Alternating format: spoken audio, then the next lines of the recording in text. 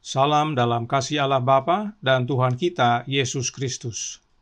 Baru-baru ini kami menerima sebuah presentasi, dan dalam presentasi tersebut terdapat cuplikan yang berikut ini. Because you're never going to find peace here. We'll fight you.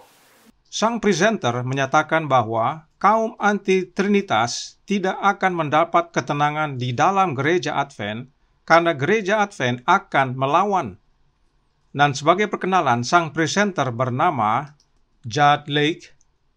Beliau adalah salah seorang dosen teologi di Southern Adventist University yang berada di Tennessee, Amerika Serikat. Oleh karena pernyataannya ini, kami tertarik untuk mengikuti presentasi beliau sejak awal. Mengapa sampai beliau akhirnya berani membuka kedoknya?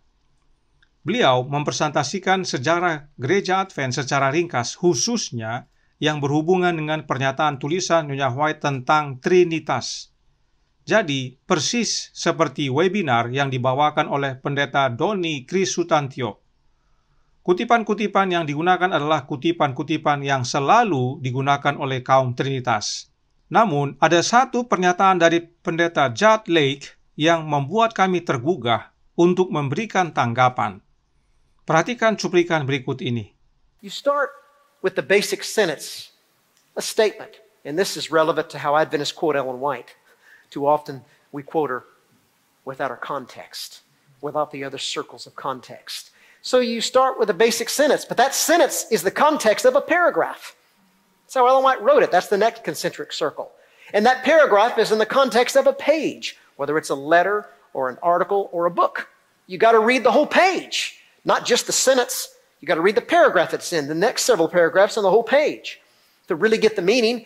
And in a book, that page is in the part of a chapter. You need to understand what's going on in the chapter, the flow of thought in the chapter. And then you need to look at it in light of the larger book, if it's a book or letter or article. And then you need to look at the Conflict of the Age series. That's those 5 books that Ellen White wrote the last 20 years of her life, her final capstone of her thinking about the great controversy. And the Conflict of the Age series represent her most mature thinking. And that's how we should read and interpret Ellen White. And then you need to see it in light of everything she wrote. So that is a hermeneutic, a method of interpreting Ellen White that I believe is sound. In other words, it's being loyal to the literary context of what she said. You cannot isolate statements and take them out of context. Intinya, Pendeta Judd Lake menyatakan bahwa dalam mengartikan tulisan Roh Nubuat, jangan hanya berhenti pada sebuah kalimat saja. Berikut ini kami ringkaskan penjelasan beliau. Kalimat adalah bagian sebuah paragraf, dan paragraf adalah bagian sebuah halaman, dan halaman adalah bagian sebuah bab atau pasal, dan bab atau pasal adalah bagian sebuah buku. Karenanya, perlu dipahami konteksnya. Bahkan lihat juga seri Alfa dan Omega serta tulisan Roh Nubuat lainnya. Apa yang beliau sampaikan ini benar. Kami setuju dengan pernyataan Pendeta Judd Lake. Oleh karenanya, kami tergerak untuk menerapkan cara belajar ini kepada kutipan-kutipan Roh Nubuat yang selalu digunakan oleh kaum Trinitas sebagai dasar doktrin Trinitas di gereja Advent yang sekarang ini. Kami tidak akan membahas seluruh kutipan-kutipan yang digunakan, tetapi hanya yang vital dan viral saja, artinya yang menjadi andalan kaum Trinitas. Dan saudara akan lihat bahwa secara konteks ada fakta dari tulisan Roh Nubuat yang kaum Trinitas tidak ungkapkan. Kenapa saya berani berkata demikian? Saudara akan lihat sebagaimana kita belajar sesuai saran Pendeta Judd Lake ini. Dan bagi mereka yang sudah mengikuti webinar berikut ini, di mana Pendeta Doni juga berusaha menyatakan secara teoritis pentingnya mempelajari tulisan Roh Nubuat sesuai konteks. Sebab Pendeta Judd Lake dan Pendeta Doni berasumsi, yaitu hanya mengira-ngira, bahwa kaum anti-Trinitas hanya nongkrong pada sebuah kutipan saja. Karenanya, apa yang kami jelaskan dalam tanggapan ini secara langsung menjawab webinar ini. Sekarang, mari kita langsung praktek. dan kami menggunakan buku yang umumnya umat Advent di Indonesia miliki, yaitu seri Alfa dan Omega. Bagi yang mau mengikuti secara langsung, silahkan ambil buku Alfa dan Omega jilid 6 atau buku Kerinduan Segala Zaman jilid 2, atau bisa mengakses ke www.egwritings.org sehingga bisa melihat langsung atau mengikuti secara langsung apa yang kita sedang pelajari. Atau bisa juga mengakses link di dalam deskripsi untuk mendownload file PDF seperti yang kami gunakan dalam paparan ini. Mari kita buka pasal 58 dari buku Kerinduan Segala Zaman yang menceritakan tentang kebangkitan Lazarus. Dalam pasal inilah kutipan andalan kaum Trinitas yang berikut ini kita bisa dapatkan. Kerinduan Segala Zaman, buku kedua, halaman 149, paragraf 4, yang berkata, dalam Kristus adalah hidup yang asli, tidak dipinjam, tidak diperoleh dari orang lain. Kutipan ini adalah kutipan andalan kaum Trinitas untuk membuktikan bahwa Yesus muncul bersamaan dengan Bapanya di masa kekekalan. Artinya, Yesus bukanlah anak Allah yang sesungguhnya. Apakah kutipan ini menyatakan hal tersebut? Apakah konteks sebenarnya dari bab 58 ini? Inilah yang penting kita pelajari. Jangan langsung ambil kesimpulan hanya dari satu kalimat atau satu kutipan ini saja. Nah, perlu diingat bahwa belajar dengan melihat konteks perlu waktu dan upaya. Karenanya, mohon saudara bersabar dalam mengikutinya, dan kami berusaha agar tidak terlalu memakan banyak waktu. Tetapi percayalah, demikianlah dalam menggali harta karun. Perlu kesabaran, tetapi saat menemukannya, suatu sukacita sejati boleh kita rasakan. Kutipan ini sudah merupakan sebuah kalimat. Sekarang mari kita lihat paragrafnya. Yang ditandai kotak garis merah adalah paragrafnya. Mari kita baca. Sementara berusaha memberi arah yang benar bagi imannya, Yesus menyatakan, "Akulah kebangkitan dan hidup." Dalam Kristus adalah hidup yang asli, tidak dipinjam, tidak diperoleh dari orang lain. Barang siapa memiliki anak, ia memiliki hidup. 1 Yohanes 5 ayat 12. Keilahian Kristus merupakan jaminan hidup kekal bagi orang percaya. Yesus berkata, barang siapa percaya kepadaku, ia akan hidup walaupun ia sudah mati. Dan setiap orang yang hidup yang percaya kepadaku tidak akan mati selama-lamanya. Percayakah engkau akan hal ini? Di sini Kristus memandang kepada saat kedatangannya yang kedua kalinya. Pada saat itulah, orang benar yang sudah mati akan dibangkitkan dengan keadaan yang tidak akan binasa, dan orang benar yang masih hidup akan diubahkan ke surga tanpa melihat kematian. Mujizat yang hendak diadakan oleh Kristus dalam membangkitkan Lazarus dari antara orang mati akan menggambarkan kebangkitan semua orang yang benar yang sudah mati. Oleh perkataan dan perbuatannya, ia menyatakan dirinya sebagai sumber kebangkitan. Ia sendiri yang tidak lama lagi akan mati di salib, berdiri dengan kunci maut, seorang pemenang atas kubur, dan menyatakan hak dan kuasanya untuk memberikan hidup. Kita bisa baca dalam Kerinduan Segala Zaman, buku kedua, halaman 149, paragraf 4. Ada beberapa poin penting dari paragraf ini. Yang pertama, Yesus berkata, "Akulah kebangkitan dan hidup." Karenanya, yang kedua dikatakan, barang siapa yang memiliki Yesus, memiliki hidup. Kemudian poin ketiga, keilahian Yesus merupakan jaminan hidup kekal bagi yang percaya. Itu sebabnya Yesus berkata, barang siapa percaya kepadaku, ia akan hidup walaupun ia sudah mati. Dan setiap orang yang hidup yang percaya kepadaku tidak akan mati selama-lamanya. Namun apa yang Yesus maksudkan mengacu kepada poin keempat, yaitu pada waktu Yesus datang kedua kali. Maka orang benar yang sudah mati akan dibangkitkan dengan keadaan yang tidak binasa, sementara orang benar yang masih hidup akan diubahkan tanpa melihat kematian. Nah, oleh karena itu, poin kelima menyatakan, kebangkitan Lazarus adalah gambaran tentang kebangkitan yang akan terjadi saat Yesus datang kedua kali nanti. Serta poin keenam, melalui kebangkitan Lazarus, Yesus menyatakan dirinya sebagai sumber kebangkitan. Bahkan dikatakan, Yesus yang tidak lama lagi akan mati di salib berdiri dengan kunci maut. seorang pemenang atas kubur dan menyatakan hak dan kuasanya untuk memberikan hidup. Pernyataan ini perlu juga dipelajari, karena Alkitab berkata dalam Wahyu 1 ayat 18 yang berbunyi, "Dan yang hidup, aku telah mati, namun lihatlah, aku hidup sampai selama-lamanya, dan aku memegang segala kunci maut dan kerajaan maut." Yesus memegang segala kunci maut dan kerajaan maut nanti setelah dia mati dan bangkit. Lalu, mengapa Roh Nubuat menuliskan bahwa sebelum Yesus mati, dia sudah pegang kunci maut? Kita akan lihat jawabannya sebagaimana kita lanjutkan pelajaran ini. Mari kita kembali ke paragraf tadi. Dari penjelasan dalam paragraf ini, sudah mulai terlihat makna kalimat dalam Kristus adalah hidup yang asli, tidak dipinjam, tidak diperoleh dari orang lain, yaitu bahwa Yesuslah sumber kehidupan dan kebangkitan. Bahkan Yesus memegang kunci maut. Apakah dengan ini bisa menjadi bukti bahwa adanya Trinitas? Belum.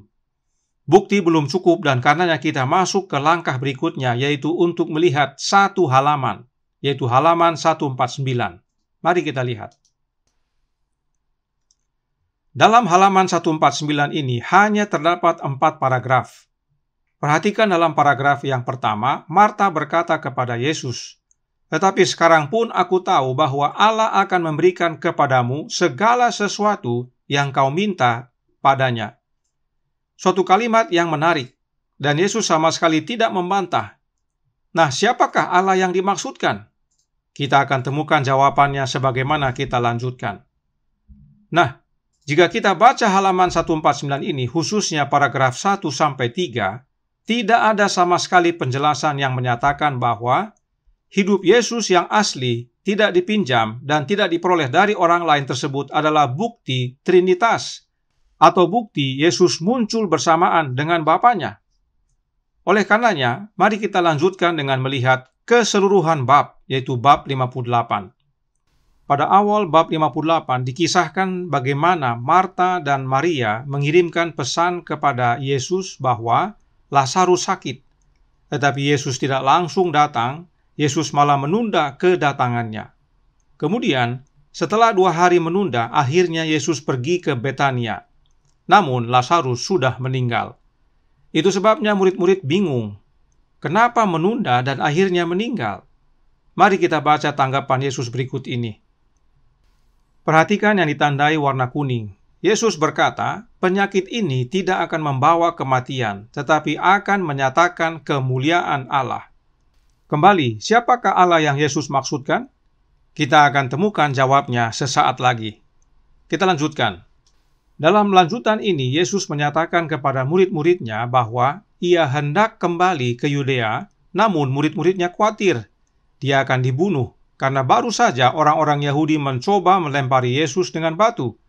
Tetapi perhatikan jawaban Yesus yang ditandai warna biru muda. Aku ada di bawah bimbingan Bapa-Ku, selama aku melakukan kehendaknya, hidupku selamat. Ini pesan penting. Karena dengan pernyataan ini, Yesus mengindikasikan bahwa dia bekerja atau melakukan sesuatu bukan atas kehendak dirinya sendiri, tetapi berdasarkan bimbingan Bapanya. Apakah Bapanya Yesus ini adalah Allah? Sudah pasti. Perhatikan kalimat dalam paragraf di bawahnya, halaman 145, paragraf pertama. Yesus berkata, "Ia yang melakukan kehendak Allah, yang berjalan pada jalan yang ditentukan Allah, tidak dapat terantuk jatuh." Dan pada bagian bawahnya, warna coklat muda, Yesus menyatakan, mereka yang berjalan pada jalannya sendiri dan bukan atas panggilan Allah akan terantuk, sebab siang jadi malam dan tidak aman. Semakin jelas bahwa Allah yang dimaksudkan Yesus adalah Bapanya. Sebab Yesus berada di bawah bimbingan Bapanya, karenanya Yesus aman. Namun kembali, dalam bagian ini tidak ada penjelasan tentang hidup Yesus yang asli, tidak dipinjam, tidak diperoleh dari orang lain tersebut, adalah bukti Trinitas.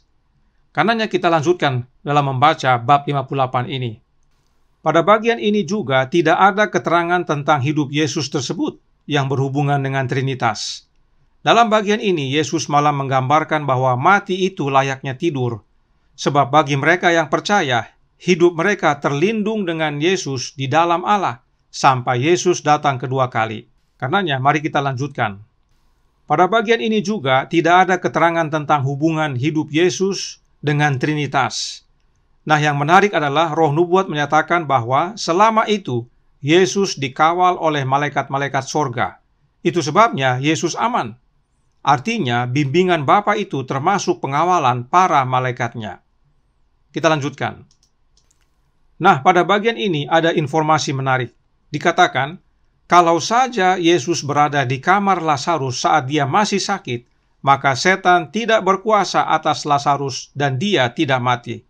Sebab pemberi hidup hadir. Oleh karena itu, Yesus menunda kedatangannya dan akhirnya Lazarus meninggal. Itu semua agar para murid belajar percaya. Mengapa Yesus disebut pemberi hidup? Kita akan lihat nanti. Namun kita lanjutkan terlebih dahulu. Dalam bagian ini dikatakan bahwa kebangkitan Lazarus adalah mujizat yang paling utama dan itu memberikan meterai Allah pada pekerjaan Yesus yang menyatakan bahwa Yesus adalah Allah. Apakah Yesus adalah Allah? Sudah tentu, sebab dia adalah anaknya Allah, yaitu Allah Bapa. Dan Allah Bapa adalah ilahi, maka Yesus sebagai anak adalah juga ilahi. Itu sebabnya dalam tulisan aslinya, Nyonya White tuliskan, His claim to divinity, yang artinya tuntutannya bahwa ia ilahi adanya. Bisa dibaca dalam Desire of Ages, halaman 529, paragraf pertama. Lihat kotak yang di tengah. Saudaraku dalam Tuhan, banyak orang yang salah paham dengan kebenaran yang kami kabarkan. Kami percaya Yesus adalah Allah, sebab dia adalah anak Allah, anak yang Bapa peranakan. Yesus alamiahnya Allah, yaitu ilahi, karena dia adalah anak Allah yang sesungguhnya. Alkitab dan Roh Nubuat menyatakan demikian. Itulah pola yang Allah Bapa tetapkan bagi kita ciptaannya. Saya adalah manusia, maka anak saya, meski lahir kemudian, adalah sama-sama manusia dengan saya. Kemanusiaan anak saya adalah karena anak saya lahir dari orang tuanya yang adalah manusia. Kemanusiaan saya dan anak saya sama, tetapi saya lebih besar dari anak saya, khususnya dalam jabatan. Saya adalah bapanya, dan dia adalah anak saya. Demikian juga dengan Yesus. Itu sebabnya Yesus berkata, Bapa lebih besar daripada aku. Jadi pada bagian ini masih belum ada indikasi yang menyatakan bahwa hidup Yesus yang asli, tidak dipinjam, tidak diperoleh dari orang lain itu adalah bukti Trinitas. Belum ada. Karenanya mari kita lanjutkan. Pada bagian ini tidak ada penjelasan tentang hidup Yesus berhubungan dengan Trinitas. Namun ada pesan penting pada bagian bawah di mana Marta berkata kepada Yesus, lihat kalimat yang berwarna pink.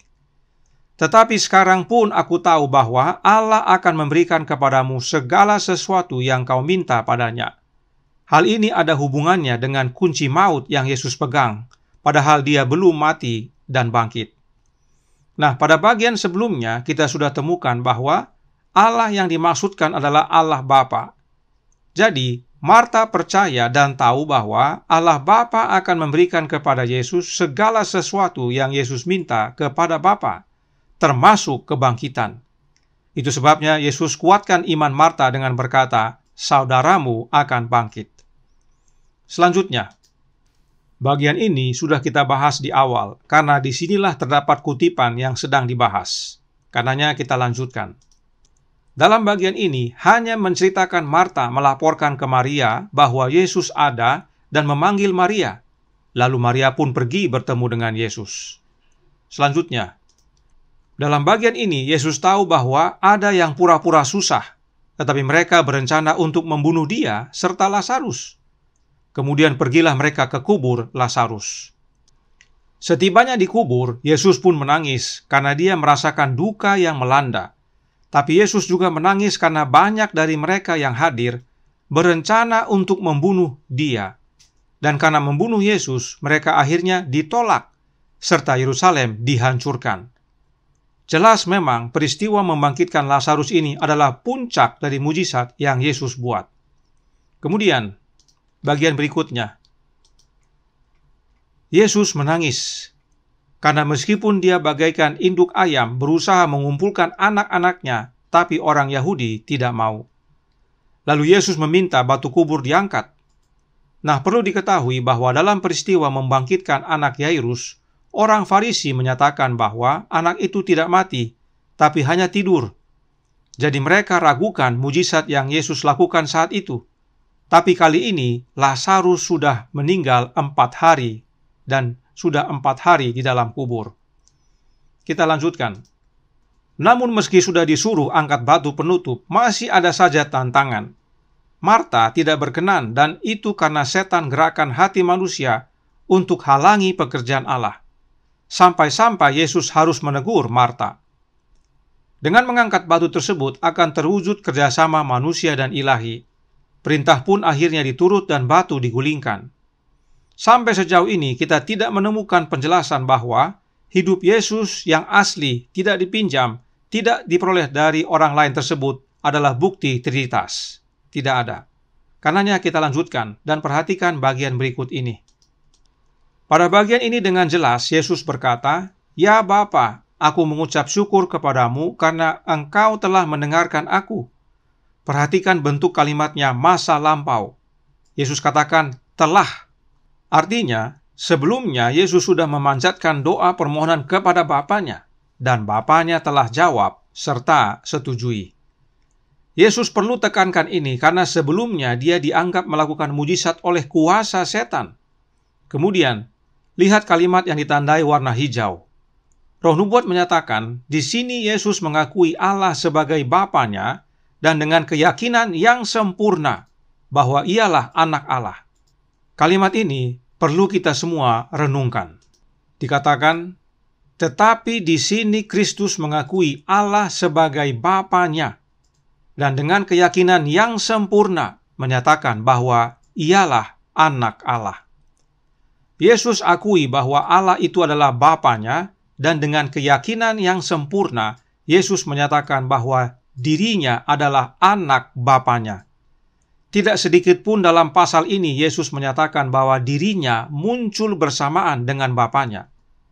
Informasi ini sangat membantu sehingga saat kita membaca kalimat-kalimat berikut ini, yang pertama, penyakit ini tidak akan membawa kematian tetapi akan menyatakan kemuliaan Allah. Maka, kemuliaan yang dimaksud adalah kemuliaan Bapa. Berikutnya, terang roh Allah yang menuntun, artinya terang roh Bapa yang menuntun. Kemudian, hidup mereka terlindung dengan Kristus dalam Allah. Maksudnya adalah hidup mereka terlindung dengan Yesus dalam Bapa. Serta, tetapi sekarang pun aku tahu bahwa Allah akan memberikan kepadamu segala sesuatu yang kau minta padanya. Artinya, Marta tahu bahwa Allah Bapa akan berikan segala sesuatu kepada anaknya, yaitu Yesus Kristus. Bahkan perhatikan kalimat selanjutnya. Lihat paragraf yang bagian bawah. Dan supaya lebih mudah, saya perbesar. Dikatakan, dalam segala perkara yang dilakukannya, Kristus bekerja dengan Bapanya. Jika disebut dalam segala perkara, apakah itu termasuk dalam membangkitkan Lazarus? Sudah pasti. Itu sebabnya tadi Yesus berkata, "Ya Bapa, aku mengucap syukur kepadamu karena Engkau telah mendengarkan aku." Yesus berdoa terlebih dahulu kepada Bapanya dan Bapanya jawab.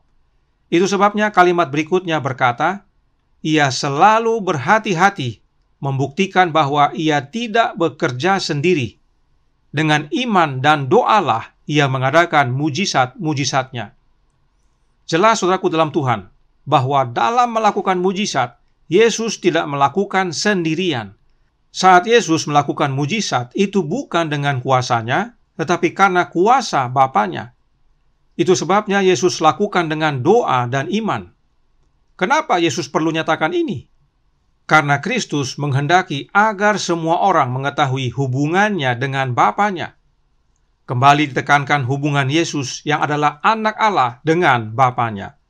Penting sekali hubungan ini sampai berulang-ulang disampaikan dalam pasal 58 ini. Sebab itulah dasar untuk melakukan kebangkitan Lazarus. Yesus berdoa kepada Bapanya untuk melakukan kebangkitan tersebut dan Bapanya kabulkan. Perhatikan perkataan Yesus kepada Bapanya berikut ini. Ya Bapa, katanya, aku mengucap syukur kepadamu karena engkau telah mendengarkan aku. Aku tahu bahwa engkau selalu mendengarkan aku, tetapi oleh karena orang banyak yang berdiri di sini mengelilingi aku mengatakannya supaya mereka percaya bahwa engkaulah yang telah mengutus aku. Yesus berterima kasih kepada Bapanya karena telah mendengarkan permohonannya, dan Yesus tahu bahwa Bapanya selalu mendengarkan dia. Dan dia lakukan ini agar orang-orang percaya bahwa Bapanya lah yang mengutus Yesus. Adakah unsur Trinitas dalam hal ini? Tidak ada. Nah, Pendeta Judd Lake dan Pendeta Doni sering menggunakan istilah ekonomi dalam ajaran Trinitas mereka, yang maknanya adalah pengaturan peran masing-masing. Bagi kaum Trinitas, Allah Bapa dan Anak Allah bermain peran. Allah menjadi Bapa dan Anak menjadi Yesus, khususnya dalam rencana keselamatan. Apakah ada dinyatakan dalam pasal ini? Tidak ada. Bahkan dalam kutipan sebelumnya dikatakan Kristus mengakui Allah sebagai Bapanya dan dengan keyakinan yang sempurna menyatakan bahwa ialah Anak Allah. Tidak ada istilah permainan peran. Dalam pasal 58 ini tidak ada penjelasan adanya permainan peran. Permainan peran tersebut hanyalah karangan kaum Trinitas saja. Yesus dengan keyakinan yang sempurna menyatakan bahwa Dia adalah Anak Allah. Lalu siapakah manusia berani meragukannya? Yesus sendiri yakin dengan sempurna. Kok berani-beraninya manusia bilang Yesus bukan Anak Allah yang sesungguhnya? Kok berani-beraninya manusia berkata itu hanya permainan peran atau metafora? Karenanya kami menghimbau untuk saudara renungkan sebagaimana membaca pasal 58 ini. Perhatikan kalimat yang berwarna kuning. Yesus ucapkan doanya tersebut untuk memberi bukti kepada murid-murid serta orang banyak tentang hubungan Yesus dengan Bapanya. Kepada mereka harus ditunjukkan bahwa pengakuan Yesus itu bukanlah penipuan. Oh, saudaraku dalam Tuhan, coba bayangkan perasaan Yesus. Dia manusia sama seperti kita, dan dia punya perasaan. Selama ini, dia menyatakan bahwa dia adalah Anak Allah, tapi orang Yahudi tidak percaya, bahkan mau bunuh dia gara-gara mengakui dirinya Anak Allah. Nah, Yesus secara khusus berdoa di hadapan publik dan berseru kepada Bapanya agar melalui jawaban Bapanya, yaitu dengan membangkitkan Lazarus, orang-orang percaya bahwa Yesus adalah Anak Bapanya. Tidakkah perasaan saudara terjamah? Yesus berusaha membuktikan kepada orang banyak bahwa Dia adalah Anak Bapanya yang sesungguhnya. Kemudian Yesus panggil Lazarus untuk keluar dari kubur. Dikatakan setiap mata menatap pintu gua tersebut. Setiap telinga dipasang baik-baik hendak mendengar bunyi yang paling halus sekalipun. Perhatikan yang ditandai warna hijau, supaya membantu saya perbesar. Dengan perhatian yang tekun dan pedih, semua orang menunggu ujian keilahian Kristus, bukti yang membenarkan pengakuannya bahwa Ialah Anak Allah. Kalau tidak, memadamkan harapan selama-lamanya. Apa artinya? Artinya semua orang dengan tekun menunggu apakah benar-benar ada kebangkitan. Sebab jika benar, maka terbuktilah omongan Yesus bahwa Dia adalah Anak Allah. Tetapi kalau tidak benar, tidak terjadi, maka padamlah harapan untuk membuktikannya selama-lamanya. Bisa lihat saudaraku dalam Tuhan, betapa peristiwa kebangkitan Lazarus ini sungguh amat penting. Bahkan tadi disebut bahwa mujizat ini adalah meterai Allah pada pekerjaan Yesus. Sebab mujizat ini menjadi kemuliaan Allah Bapa, karena kuasa Bapa lah yang bekerja. Inilah makna Yesus memegang kunci maut. Oleh kuasa Bapanya, Yesus dapat membangkitkan orang yang mati.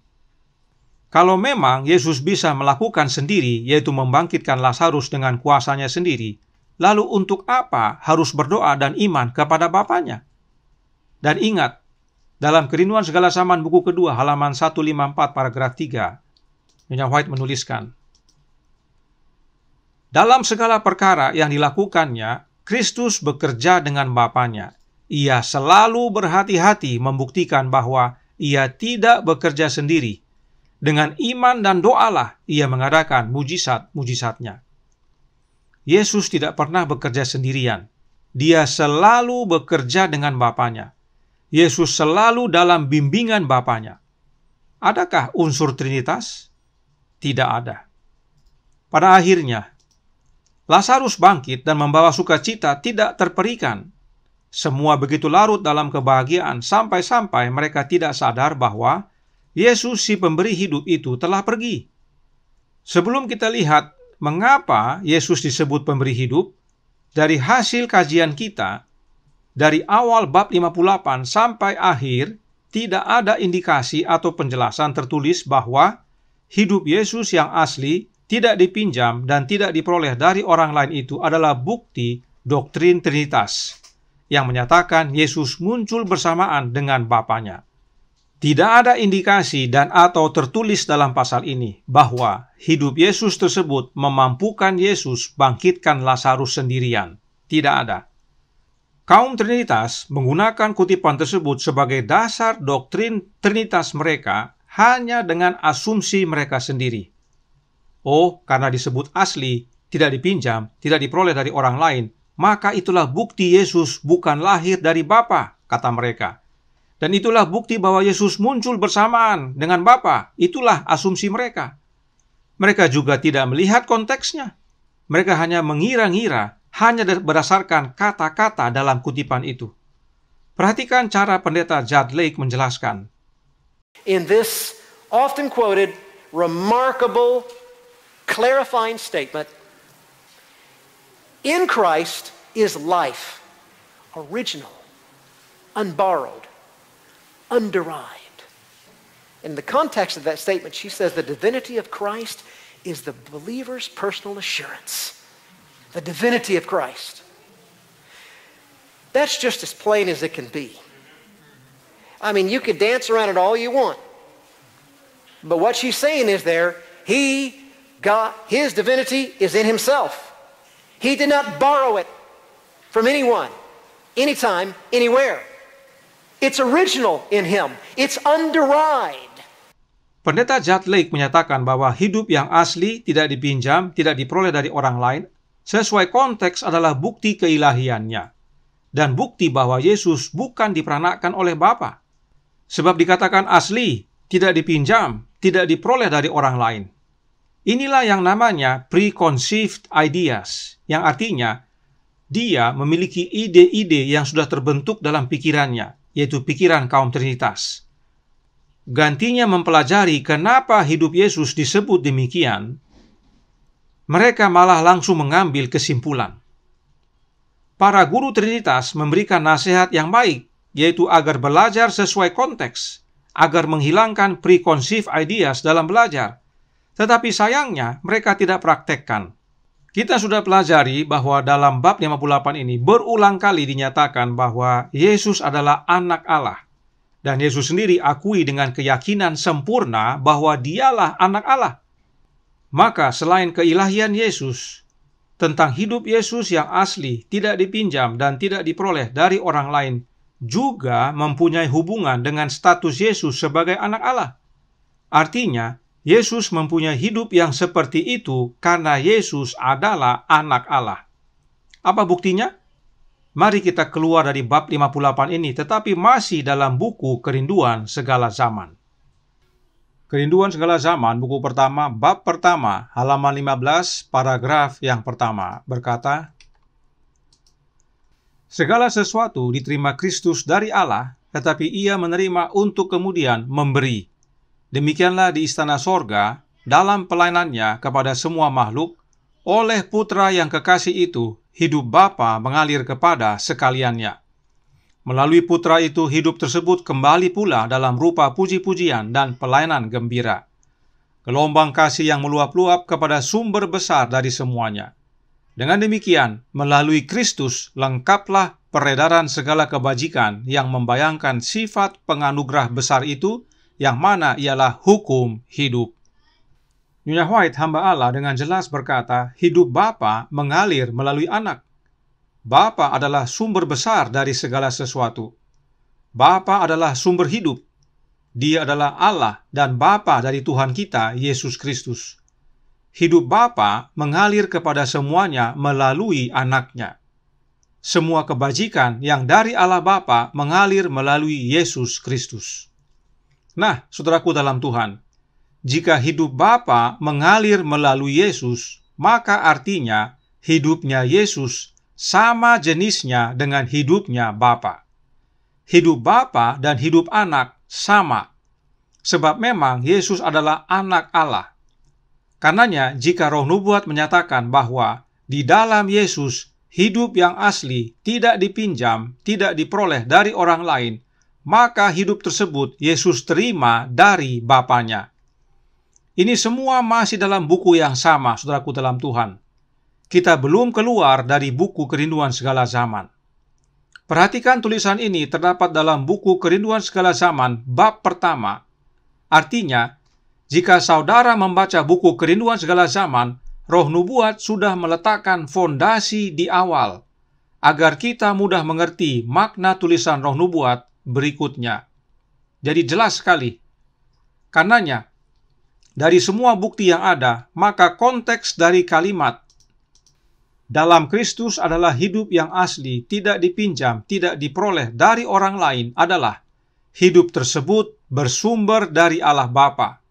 Sebab hidup Bapa mengalir melalui anaknya, dan jika hidup anak disebut hidup yang asli, tidak dipinjam, tidak diperoleh dari orang lain, maka hidup Allah Bapa adalah hidup yang asli, tidak dipinjam, tidak diperoleh dari orang lain.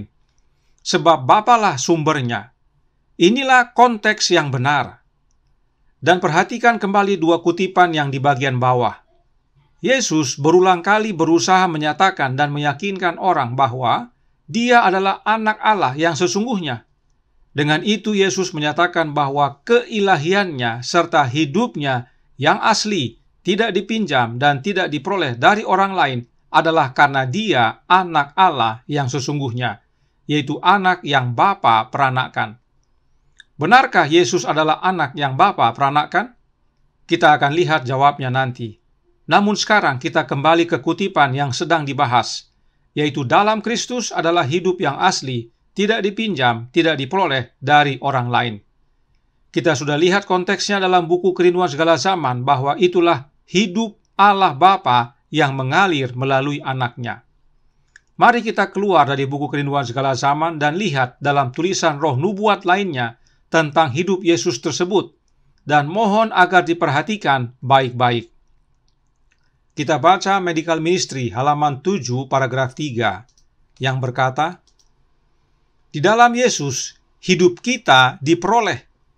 Di dalam Dia adalah hidup yang asli, tidak dipinjam, tidak diperoleh dari orang lain. Di dalam diri kita ada anak sungai dari mata air kehidupan. Di dalam Dia adalah sumber kehidupan. Hidup kita adalah sesuatu yang kita terima, sesuatu yang Sang Pemberi ambil kembali ke dirinya sendiri. Jika hidup kita tersembunyi dengan Kristus di dalam Allah, saat Kristus menyatakan diri, kita juga akan menyatakan diri bersama dengan Dia dalam kemuliaan. Jika saudara membaca bukunya dalam buku Medical Ministry, perikop ini berjudul Kristus adalah hidup dan terang. Hal tersebut selaras dengan Alkitab yang berkata dalam Yohanes 1 ayat 4, dalam Dia ada hidup dan hidup itu adalah terang manusia. Kemudian kalimat terakhir dari paragraf ini atau kutipan ini, Nyonya White kutip dari Kolose 3 ayat 4. Nah, perhatikan saudaraku dalam Tuhan. Hidup kita diperoleh di dalam Yesus. Artinya, Yesuslah sumber kehidupan bagi kita. Bagaimanakah hidup Yesus itu? Kutipan ini menyatakan bahwa hidup Yesus adalah asli, tidak dipinjam, tidak diperoleh dari orang lain. Jadi, jika hidup kita berasal dari Kristus dan hidup Yesus adalah asli, tidak dipinjam, tidak diperoleh dari orang lain, berarti hidup kita juga bisa sama dengan hidup Yesus. Sebab Yesuslah sumber kehidupan dan kehidupan itu mengalir dalam hidup kita. Kemudian, Mengapa Yesus disebut sumber kehidupan? Ingat tadi dalam buku Kerinduan Segala Zaman, dikatakan, hidup Bapa mengalir melalui anaknya kepada semuanya. Hanya ada satu saluran kehidupan Allah, yaitu anaknya. Itu sebabnya Yesus disebut sumber kehidupan. Jadi jelas, melalui tulisan Roh Nubuat ini, dengan nyata dijelaskan bahwa kita manusia dapat menerima hidup yang asli, tidak dipinjam, tidak diperoleh dari orang lain tersebut. Saya yakin belum ada kaum Trinitas atau guru-guru Trinitas yang mengajarkan ini di dalam gereja Advent yang sekarang. Kemudian Roh Nubuat lanjutkan penjelasannya tentang hidup Yesus ini dalam Selected Messages, buku pertama, halaman 296, paragraf 2, yang diambil dari Signs of the Times, tanggal 8 April tahun 1897, paragraf 2. Mari kita baca. Dalam Dia ada hidup, dan hidup itu adalah terang manusia. Yohanes 1 ayat 14. Hidup yang disampaikan di sini bukanlah hidup secara fisik, tetapi kehidupan kekal, yaitu hidup yang secara khusus milik Allah. Firman yang bersama-sama dengan Allah dan yang adalah Allah mempunyai hidup ini. Kehidupan fisik adalah sesuatu yang setiap individu terima. Hal itu tidak kekal atau abadi, karena Allah, pemberi hidup, dapat mengambilnya kembali. Manusia tidak mempunyai kontrol atas hidupnya, tetapi hidup Kristus tidak dipinjam. Tidak seorang pun dapat mengambil hidup ini dari Dia. Yesus berkata, "Aku memberikannya menurut kehendakku sendiri." Yohanes 10 ayat 18. Di dalam Dia adalah hidup yang asli, tidak dipinjam, tidak diperoleh dari orang lain. Hidup seperti ini bukan bagian manusia. Manusia dapat memiliki hidup itu hanya melalui Kristus. Manusia tidak bisa mendapatkannya sebagai upah. Itu diberikan kepada manusia sebagai pemberian cuma-cuma jika dia percaya dalam Kristus sebagai juru selamat pribadi. Inilah hidup yang kekal itu, yaitu bahwa mereka mengenal Engkau, satu-satunya Allah yang benar, dan mengenal Yesus Kristus yang telah Engkau utus. Yohanes 17 ayat 3. Ini adalah air mancur kehidupan terbuka bagi dunia. Kami sengaja memberi kode nomor agar memudahkan saudara untuk mengikuti penjelasan Roh Nubuat ini. Dalam kalimat dengan kode nomor 1 disebutkan bahwa hidup yang dimaksudkan dalam Yohanes 1 ayat 14 adalah hidup yang kekal.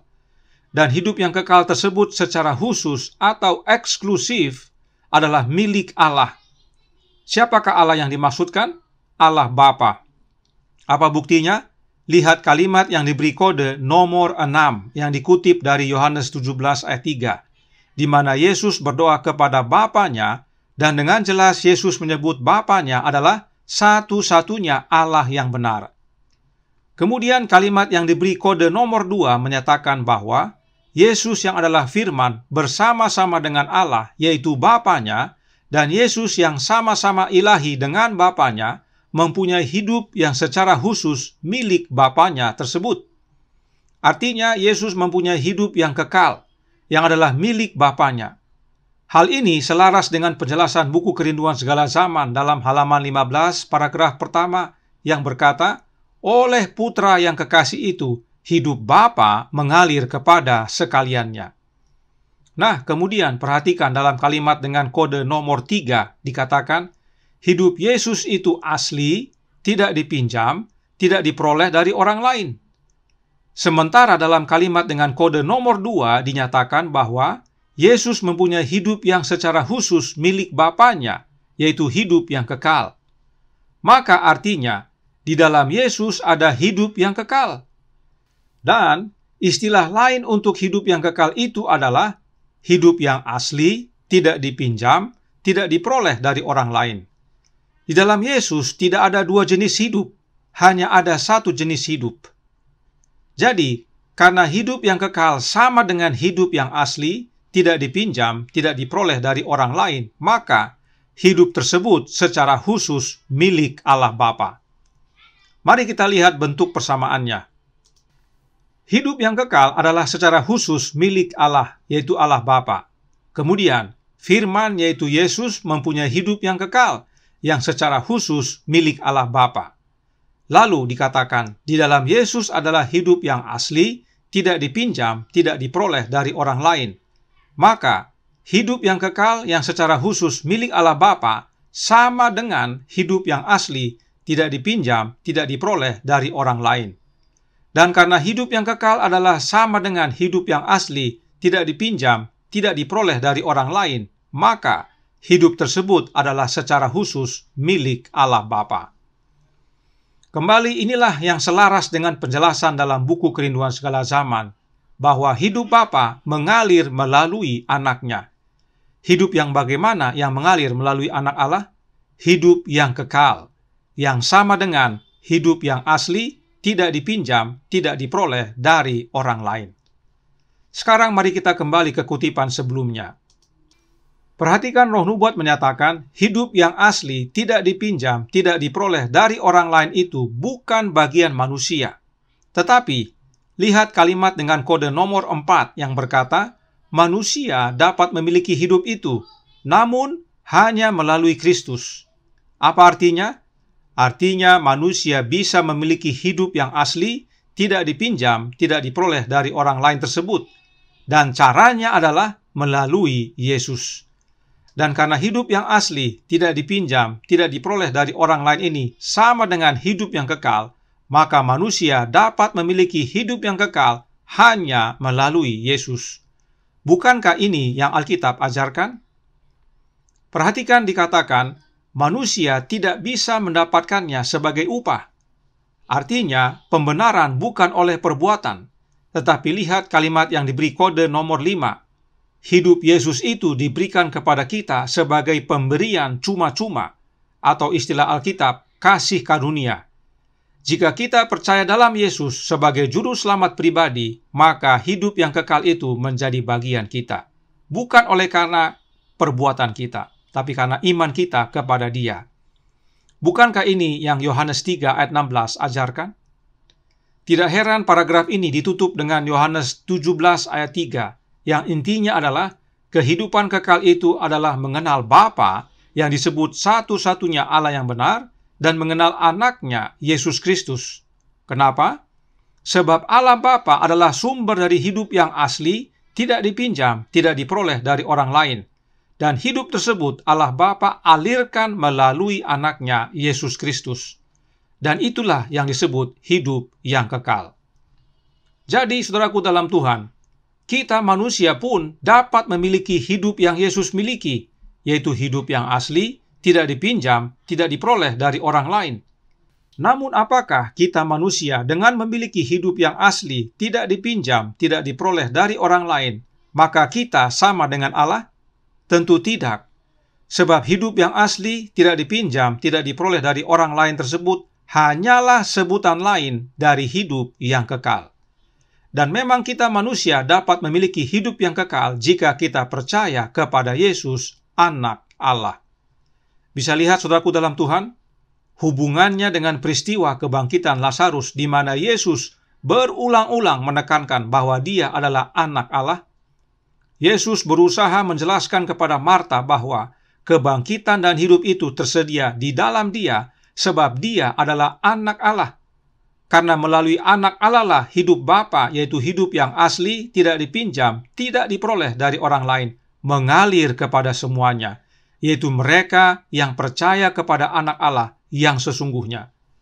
Dan peristiwa kebangkitan Lazarus tersebut adalah gambaran apa yang terjadi pada waktu Yesus datang kedua kali nanti, di mana hidup yang asli, tidak dipinjam, tidak diperoleh dari orang lain itu, diterima oleh mereka yang selamat.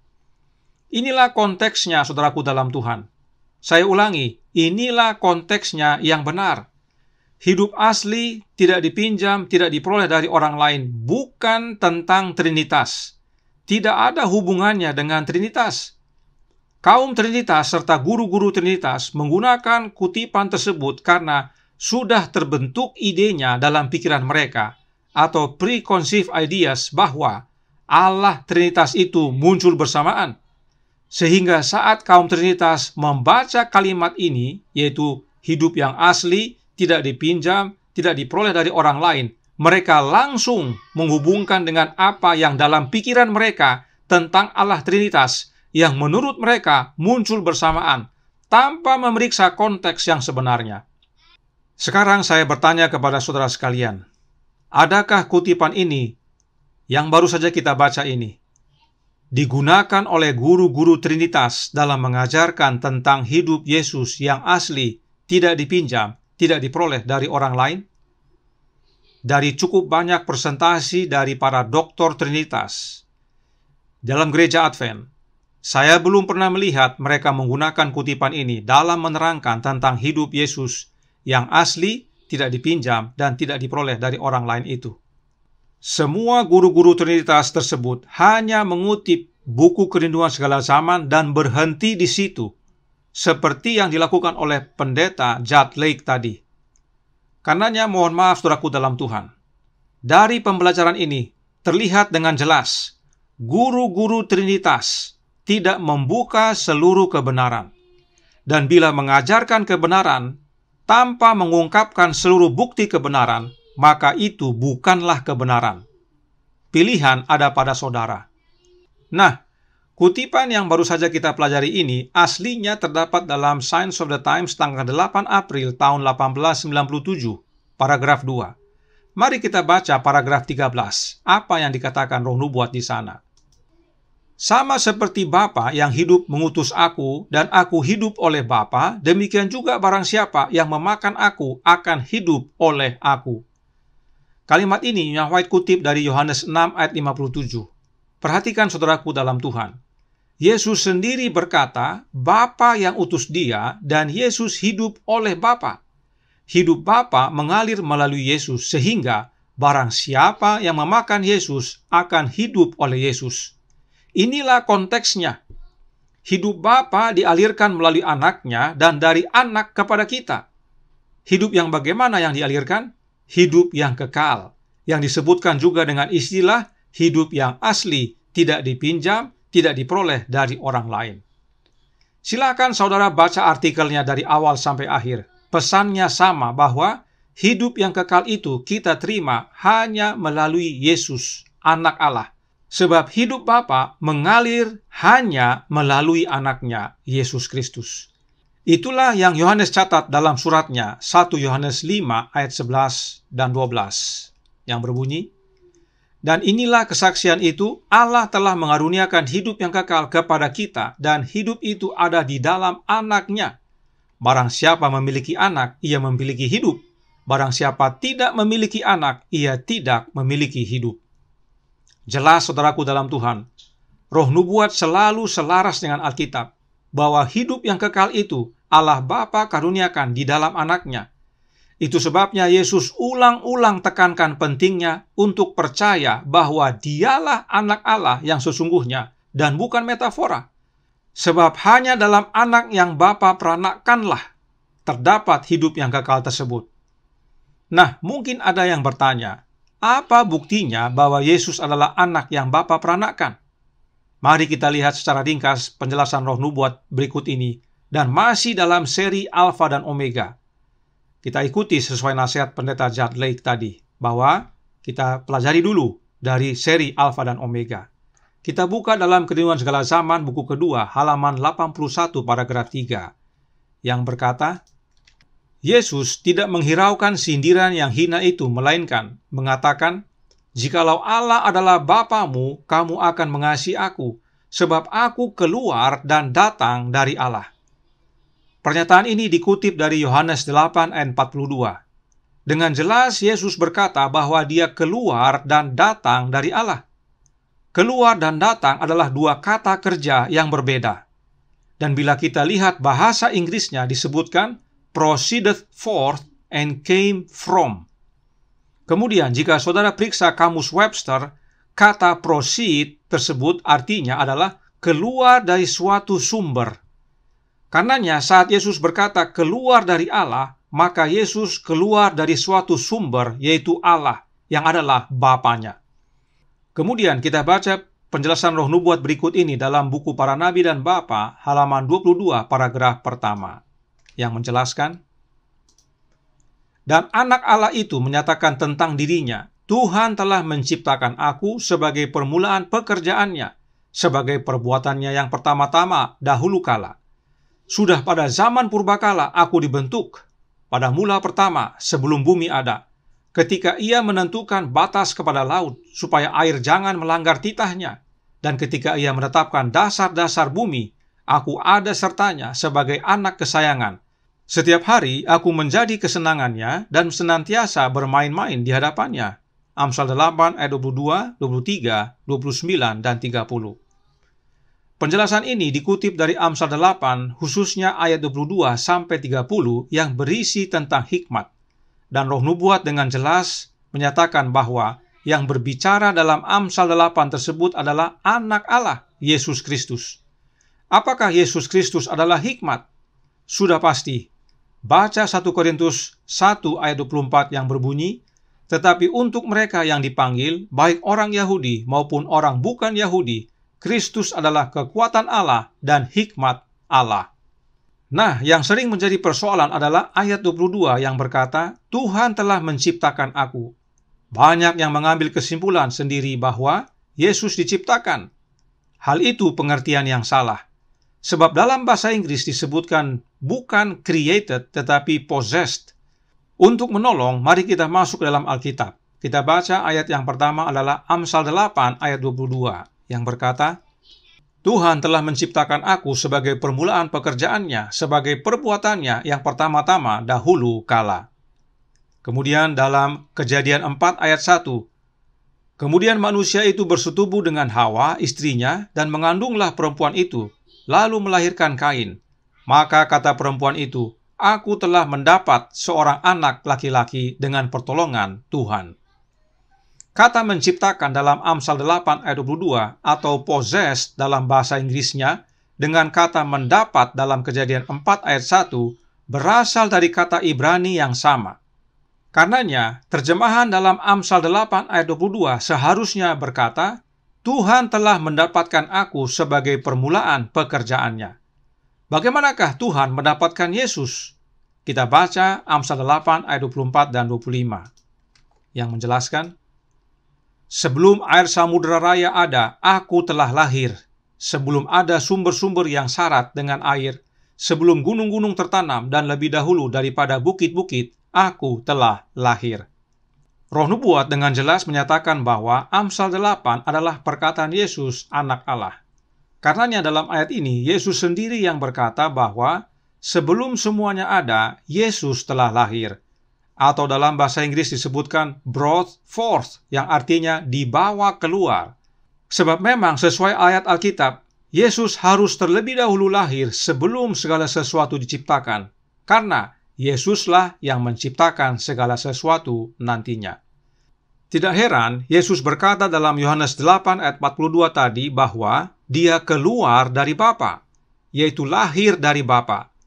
Sebab itulah dasar utama bahwa Yesus adalah anak Allah, bahwa Yesus lahir dari Bapanya. Berulang-ulang Yesus coba yakinkan orang Yahudi akan hal ini, tetapi mereka menolak dan bahkan membunuh Yesus gara-gara Yesus mengakui anak Allah yang sesungguhnya. Semoga saudara sekalian semakin melihat bahwa jika belajar secara konteks dengan benar dan menyatakan semua bukti tulisan Roh Nubuat, maka kebenaran sejati kita temukan. Itu sebabnya kami dengan semangat dan tidak jemu-jemu membagikan harta karun ini. Namun kalaupun kami bersemangat dalam menyampaikannya, pilihan tetap pada saudara. Saudara mau ikut ajaran yang setengah matang dan berpura-pura sesuai konteks, serta tidak menyatakan seluruh bukti, silahkan. Atau saudara mau ikut kebenaran sejati yang diperoleh dari belajar dengan konteks yang benar, sebab semua bukti dinyatakan dan selaras dengan Alkitab adalah doa dan harapan kami. Tentukan pilihan saudara, karena ini berhubungan dengan keselamatan saudara. Keselamatan saudara bukan pada pendeta, bukan pada guru teologi. Keselamatan saudara bukan juga pada kami, tetapi keselamatan saudara hanya ada pada dan di dalam anak Allah yang sesungguhnya, anak Allah yang Bapa peranakan, yaitu Yesus Kristus. Melalui Yesuslah kita dapat memiliki hidup yang asli, tidak dipinjam, tidak diperoleh dari orang lain. Kiranya ini menjadi penggugah dan pembaharuan serta pertobatan bagi umat Allah yang jujur hatinya di dalam gereja Advent yang sekarang ini. Tuhan memberkati, saya bawa dalam nama Yesus. Amin.